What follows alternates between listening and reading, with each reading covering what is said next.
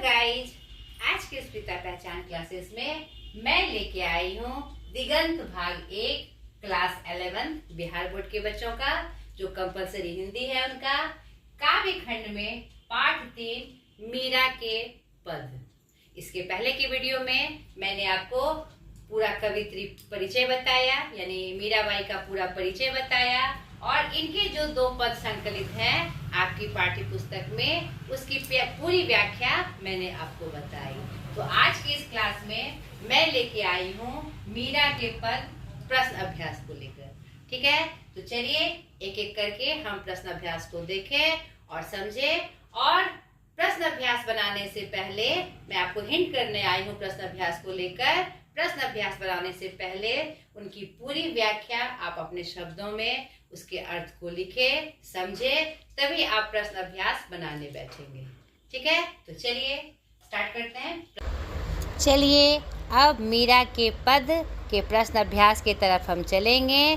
तो प्रश्न अभ्यास की तरफ जाने से पहले मैं आपको दोनों पद के प्रति आपको इशारा कर दूं कि हमने कौन सी विषय वस्तु और पद में हमने क्या पढ़ा था। नहीं, तो हमने देखा था कि आपके पाठ्य पुस्तक में मीरा के 2 पद संकलित हैं।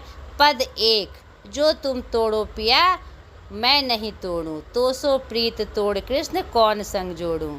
जो पहला पद था उसकी विवेचना हमने देखी थी, और ये जो प्रस्तुत ये जो पद है वह मशहूर उर्दू शायर अली सरदार जाफरी द्वारा संपादित प्रेम वाणी से, यानी मीरा के पदों के चयन से संकलित है। इस पद में वह अपने प्रियतम श्री कृष्ण के प्रति बेपरवाह एकांतिक प्रेम की व्यंजना करती है। श्री कृष्ण के प्रेम में वो मस्त है, इसकी परवाह तक नहीं करती कि प्रियतम की ओर से उसे प्रेम का क्या उत्तर उसे प्राप्त होगा। और पद 2 में मैं गिरधर के घर जाऊं, गिरधर मारो सांचो प्रीतम, देखत रूप लिभाऊं, दूसरा पद में वर्णित था, जिसमें द्वितीय पद में वह क्या कह रही हैं, वह श्री कृष्ण पर पूरी तरह से न्योछावर हैं, उन पर लुट चुकी हैं। अब श्री कृष्ण पर ही निर्भर करता है कि चाहे उसे वो कैसे रखे। ठीक है, तो दोनों पद की व्याख्या की याद मैंने आपको दिलाई। अब चलिए एक एक करके हम प्रश्न अभ्यास की तरफ चलते हैं कि प्रश्न अभ्यास में क्या वर्णित है। ठीक है, चलिए प्रश्न अभ्यास की तरफ। अभ्यास पद के साथ। पहला अभ्यास, मीरा अपने सच्चे प्रीतम के साथ किस तरह रहने को तैयार है। तो हमने प्रथम पद में देखा कि मीरा अपने सच्चे प्रीतम के साथ किस तरह को रहने को तैयार है, जैसे प्रभु कृष्ण उनको रखे उसी तरह वह रहने को तैयार है। वह दासी के रूप में अपने प्रियवर के साथ रहने को तैयार है वह।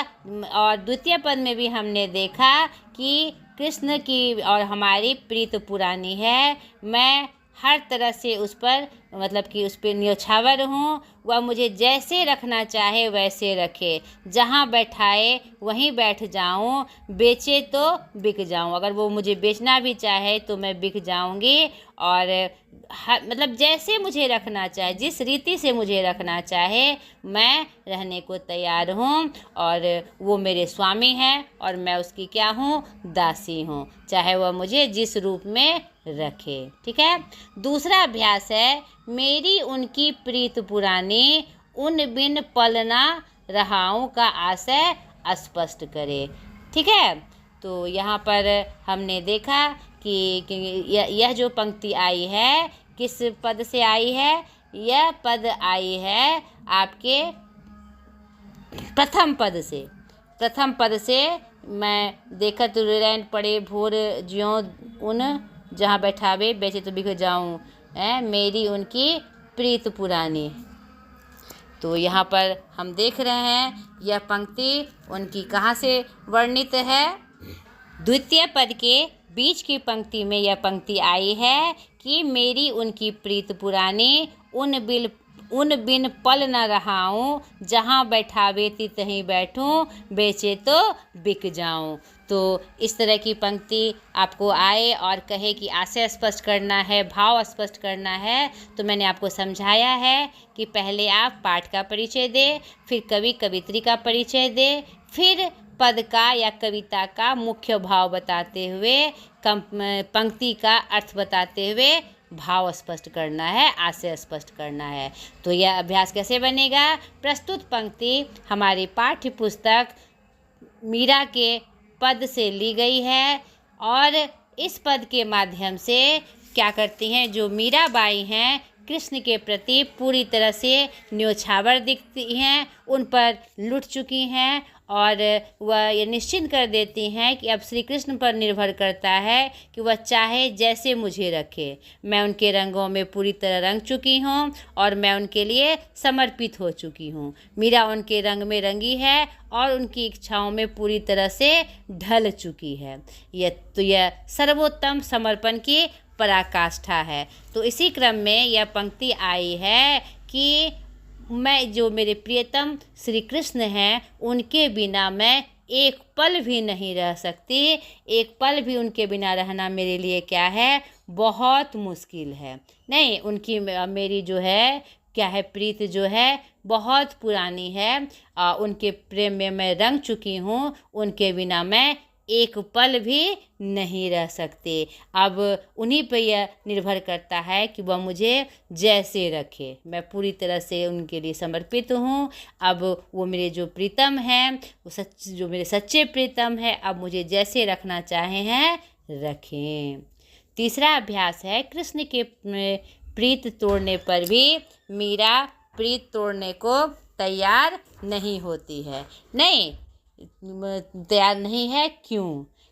यहाँ पर यह जो प्रश्न आया है वह किस संदर्भ में आया है कि मीरा कह रही हैं कि हमारी और उनकी जो प्रीत है बहुत पुरानी है। नहीं, और यह तोड़े नहीं टूट सकती। नहीं, और ये प्रथम पद का यह इससे संबंधित प्रश्न है कि जो तुम तोड़ो पिया मैं नहीं तोड़ूं। पिया के रूप में उन्हें वह संबोधित करती हैं। वह कृष्ण के प्रति इतनी समर्पित हैं और अपने रिश्ते को लेकर वह इतनी पवित्र हैं कि किसी भी नाम से वह उन्हें पुकारती हैं। तो यहाँ पर वह कृष्ण को कह रही हैं कि जो तुम तोड़ो पिया मैं नहीं तोड़ूं।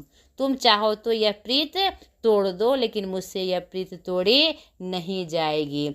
तो सो प्रीत तोड़ कृष्ण, यानी कि तुमसे प्रीत तोड़कर मैं कहाँ जाऊंगी। मेरी प्रीत तुमसे टूट ही नहीं सकती, क्योंकि मुझे लगता है कि उन्होंने कुछ शब्दों के माध्यम से, कुछ उदाहरण के माध्यम से अपने और कृष्ण की जो प्रीत है उसका उदाहरण प्रस्तुत किया है। नहीं कि तुम तरवर हो तो मैं क्या हूँ, पंखिया हूँ। नहीं, तुम पेड़ हो तो मैं क्या हूँ, पंछी हूँ। तुम सरवर हो तो मैं क्या हूँ, मछली हूँ। तुम गिरिवर हो तो मैं क्या हूँ, चारा हूँ, चकोर हूँ। तुम चंदा हो तो मैं चकोर हूँ। तुम मोती हो तो मैं धागा हूँ। तुम सोना हो तो मैं सुहागा हूँ। इस तरह आपस में दोनों की प्रीत की जो मजबूती है वह बताती हैं। इसलिए वह कहती हैं कि ऐ कृष्ण, तुम तोड़ना चाहो तो तोड़ो, लेकिन तुम्हारी और मेरी प्रीत नहीं टूट सकती। मेरे तरफ से यह प्रीति नहीं टूट सकती, यह अटूट है। ठीक है। चौथा अभ्यास है, मीरा ने कृष्ण के लिए कौन कौन सी उपमाएं दी है, वे कृष्ण की तुलना में स्वयं को किस रूप में प्रस्तुत करती हैं। यह प्रश्न भी पहले पद से संदर्भित है।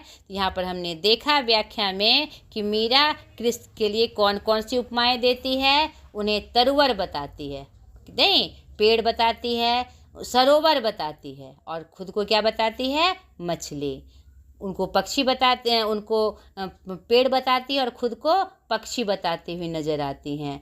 और वह उन्हें क्या बताती है, गिरिवर बताती हैं, और खुद को उन पे जो डिपेंडेंट है, उस पे आश्रित जो चारा है उसे बताती हैं। और उनको, अपने स्वामी को वह चांद के रूप में प्रस्तुत करती हैं और खुद को क्या बताती हैं, चकोर बताती हैं। कृष्ण को वह मोती के रूप में बताती हैं और खुद को क्या बताती हैं, धागा बताती हैं। कृष्ण को वह सोना बताती हैं और खुद को वह सुहागा बताती हैं। इन उपमाओं के साथ जो उनका अटूट रिश्ता है श्री कृष्ण के प्रति वह दर्शाती हुई नजर आती हैं। ये कृष्ण की तुलना में स्वयं को किस रूप में प्रस्तुत करती हैं, जो कि अंतिम की पंक्तियों में आई हैं कि ऐ ब्रज के वासी, हे प्रभु तुम मेरे ठाकुर हो। ठाकुर का मतलब क्या है, स्वामी हो, सब कुछ हो। और अपने को किस रूप में प्रस्तुत कर रही हैं, दासी के रूप में, कि तुम मेरे ठाकुर मैं तेरी दासी। ठीक है। 5वां अभ्यास है तुम मेरे ठाकुर मैं तेरी दासी में ठाकुर का क्या अर्थ है। अभी मैंने तुरंत स्पष्ट किया। यहाँ पर तुम मेरे ठाकुर मैं तेरी दासी जो पहले पद से संकलित है, उसमें ठाकुर का तात्पर्य है स्वामी, यानी सब कुछ। स्वामी, ठाकुर किसे संबोधित किया जाता है, अपने स्वामी को, जो अब सब कुछ होते हैं उसके। ठीक है। 6ठा अभ्यास है पठित पद के आधार पर मीरा की भक्ति भावना का परिचय अपने शब्दों में देखिए। तो यहाँ पद के माध्यम से और उनका जो परिचय हमने जाना, उसके माध्यम से भी हमने देखा कि मीरा की जो भक्ति भावना है अपने आप में अनुपम है। नहीं, वह अपने आराध्य के प्रति पूरी तरह से समर्पित है, पूरी तरह से न्योछावर हैं, और उन दोनों का जो संबंध है इतना अटूट है कि तोड़े भी नहीं टूट सकता। और वह कृष्ण की भक्ति एक दासी के रूप में करती हैं और उन्हें अपना सर्वस्व बताते हुए यह स्पष्ट करती हैं कि तुम्हारी और हम मेरी प्रीति नहीं टूट सकती। आपके प्रति जो मेरा प्रेम है, जो संबंध है, वह किसी भी तरह नहीं टूट सकता। और दूसरे पद में भी हमने देखा कि मीरा हर तरह से कृष्ण के प्रति समर्पित हैं। उन्हें क्या कहती हैं कि हमारी वही मेरे सच्चे प्रीतम है। नहीं, और उनके लिए वह हर तरह का काम करना चाहती हैं कि रैन पड़े तभी उठ जाऊं, भोर भये उठ आऊं, यानी उनकी रक्षा के लिए मैं रात में उठकर उनकी सेवा करूं और सुबह उठकर आ जाऊं। नहीं, और जैसा वो चाहें रैन में, रात में, दिन में मैं उनके साथ खेलूं, उन्हें रिझाऊं। नहीं, अपनी भक्ति से उन्हें रिझाने की बात कहती हैं और पूरी तरह से समर्पित होकर क्या कहती हैं, अब वो मुझे जैसे रखे मैं वैसे ही रह जाऊं। नहीं, तो यहाँ पर इस पठित पाठ के माध्यम से हमने देखा उनकी जो भक्ति की भावना है एकदम पराकाष्ठा पर है, बहुत ऊंची है। 7वां अभ्यास है गिरधर मारो साचो प्रीतम। यहाँ साचो विशेषण का प्रयोग मीरा ने क्यों किया है। यहाँ पर हमने देखा कि यह पंक्ति आई है आपके द्वितीय पद में, गिरधर मारो साचो प्रीतम। यहाँ साचो विशेषण का प्रयोग मीरा ने कृष्ण के लिए किया है कि वो मेरे सच्चे प्रीतम है। इस क्यों किया है, यहाँ प्रश्न है क्यों किया है, क्योंकि वह अपने और कृष्ण के संबंध को मतलब अटूट रूप में दिखा रही हैं कि दुनिया में कोई मेरा अपना नहीं है, मेरा साचो प्रीतम कौन है, मेरे कृष्ण हैं। इसलिए वह इस विशेषण का प्रयोग करते हुए नजर आ रहे हैं। ठीक है। 8वां अभ्यास है मीरा की भक्ति लौकिक प्रेम का ही विकसित रूप प्रतीत होती है। कैसे, यह दोनों पदों के आधार पर स्पष्ट करें। बहुत ही अच्छा प्रश्न। यहाँ पर दोनों पदों में हम जो मीरा की भक्ति देखते हैं वह लौकिक प्रेम का ही विकसित रूप है, निश्चित रूप से, क्योंकि मीराबाई जो थी क्या कहते हैं, क्या है ये इस कलयुग की ही इस जो जीवन चक्र है वो मनुष्य रूप में अवतरित हुई हैं, और मनुष्य रूप का जो समर्पण है, जो रूप है भक्ति का, वह उसी रूप में अपने कृष्ण की भक्ति करती हैं। कोई विशेष रूप से, कोई दैवीय शक्ति से उनकी भक्ति नहीं करती हैं। वह तीर्थ स्थानों का भ्रमण करती हैं, साधु संगति में जाती हैं, और जिस तरह एक मनुष्य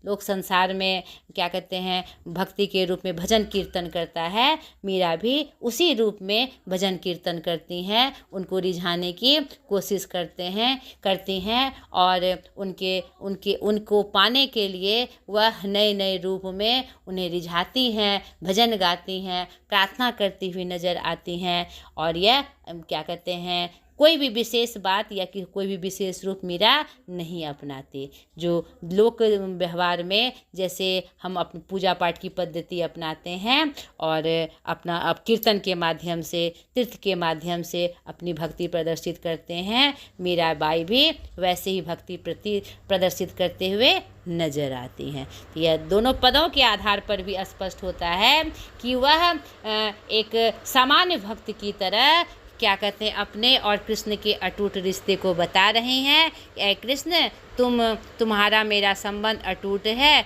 और यह प्रीति मैं नहीं तोड़ सकती।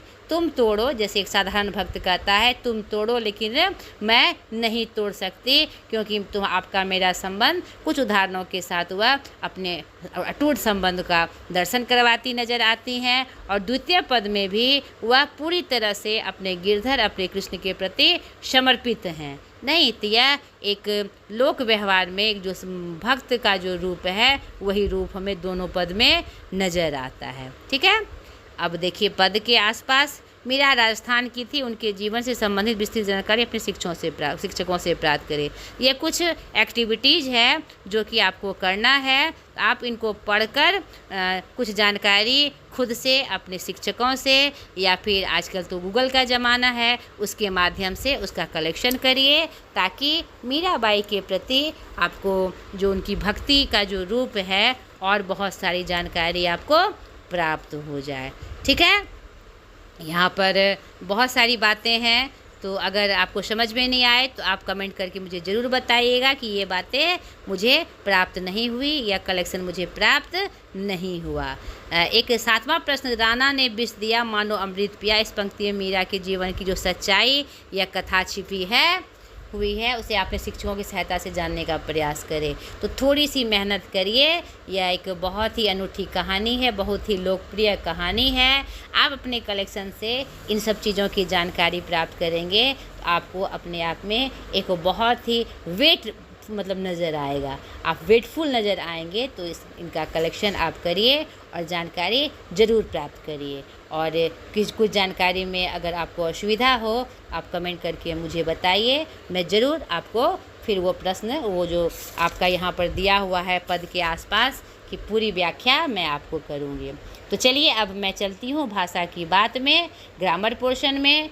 मैं, महारो, उन आदि सर्वनाम है। दिए गए पदों से सर्वनामों को चुन कर लिखे। तो यह साधारण सी बात है। सर्वनाम पद क्या होते हैं? जो किसी संज्ञा के बदले प्रयोग किए जाते हैं। नहीं तो ऐसे शब्द अगर आपके पद में आए हैं तो उनको चुनकर लिखना है। दूसरा प्रश्न है भाषा की बात का। प्रथम पद में मीरा ने कृष्ण को अपने लिए कुछ उपमान या अप्रस्तुत दिए हैं, उन्हें अलग अलग लिखे। तो यहाँ पर कुछ उपनाम दिया हुआ है ना, तरवर, सरवर, गिरिवर, चंदा, मोती, सोना, तो उसे अलग अलग कर लिखने की बात कही है। तीसरा भाषा की बात के प्रश्न में आया है, मीरा के इन पदों में भक्ति रस है। भक्ति रस का स्थायी भाव ईश्वर विषयक रति है। अन्य रसों की सूची उनके अस्थायी भावों के साथ बनाएं।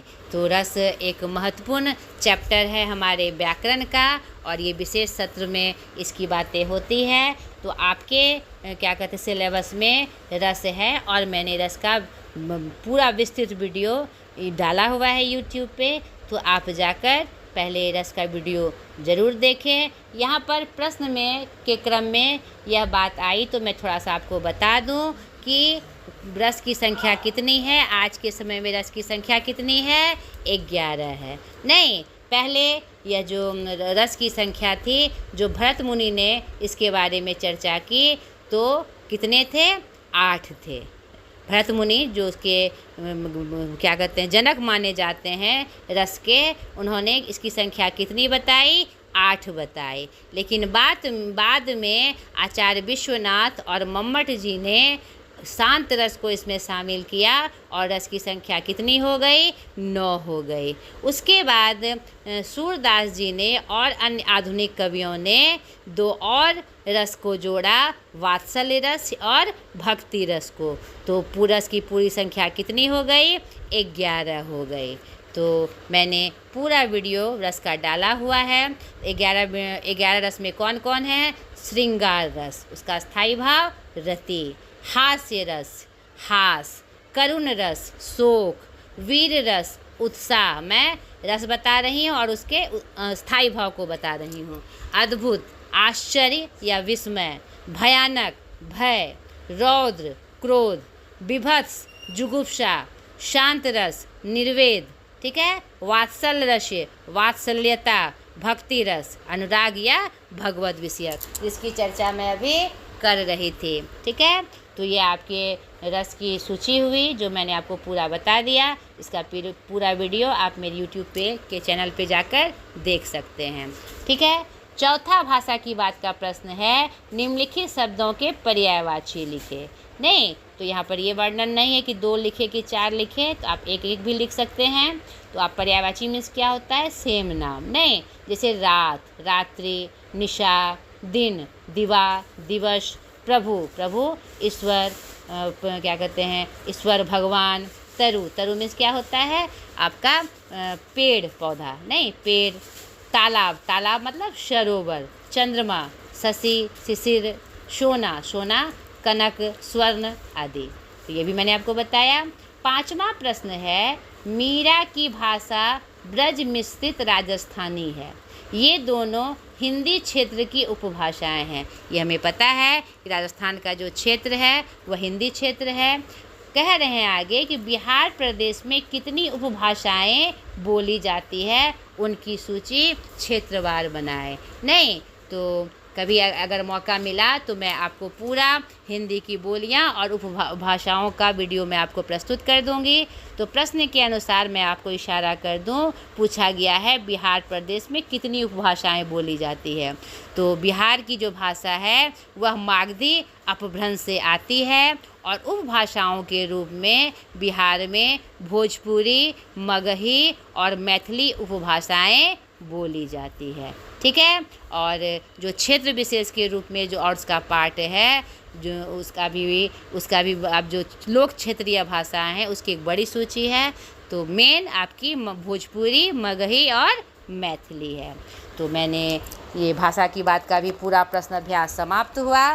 तो मैंने पूरा प्रश्न अभ्यास आपको बता दिया। आशा करती हूँ ये आपके लिए सहायक बनी होगी।